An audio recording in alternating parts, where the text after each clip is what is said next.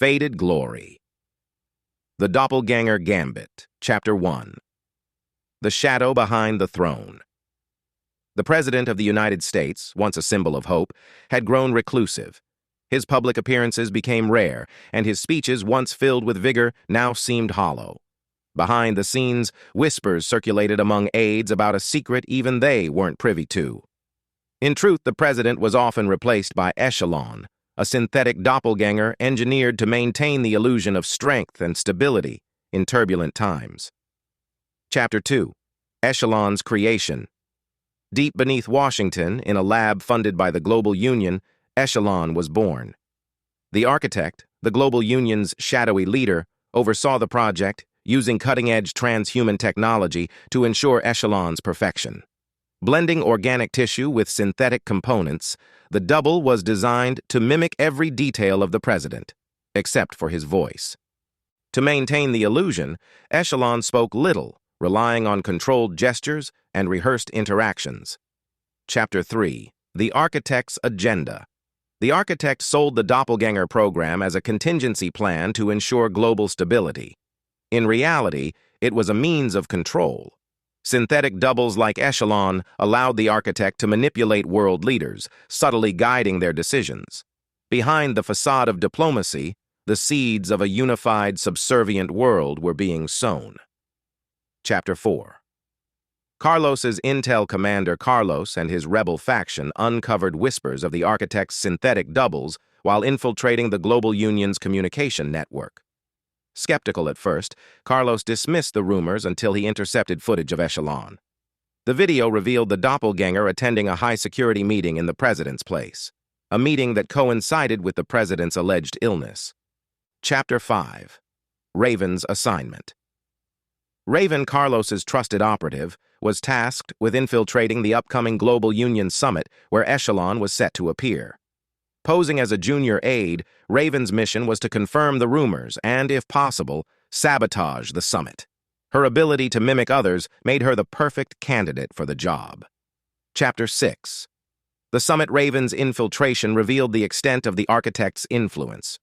Echelon stood among world leaders, his mannerisms flawless, but his aura cold. Raven's transhuman senses detected subtle inconsistencies, movements too precise, expressions too calculated.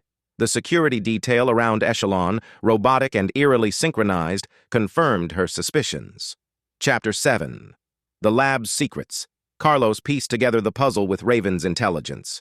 The architect's lab, hidden beneath Washington, was the epicenter of the synthetic double program.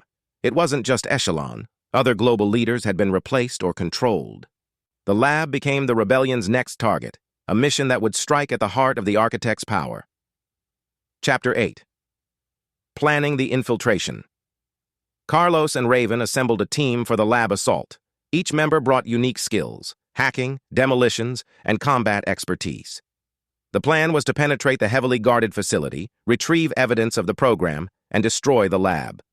Time was short. The lab was rumored to be developing an even more advanced generation of synthetics. Chapter 9. The Assault. Under cover of darkness, the team infiltrated the lab. The facility's defenses were formidable, with automated turrets and synthetic enforcers guarding every corridor. Raven's ability to mimic voices and appearances proved invaluable, allowing the team to bypass several security layers. Chapter 10. The Truth Revealed. Inside the lab, the rebels discovered rows of pods containing incomplete synthetic doubles of global leaders. A holographic projection of the architect appeared, taunting them. "You think you fight for freedom, but you cling to a dying world," he said. The lab wasn't just a factory. It was the architect's workshop for reshaping humanity. Chapter 11. The Showdown. As explosives were planted throughout the lab, the team faced their greatest challenge, a synthetic enforcer designed for combat. Raven engaged in a brutal duel, relying on her enhanced reflexes and ingenuity to outwit her opponent.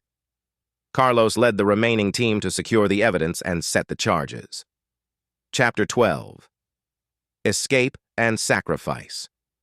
With the lab on the verge of destruction, the team made a desperate escape.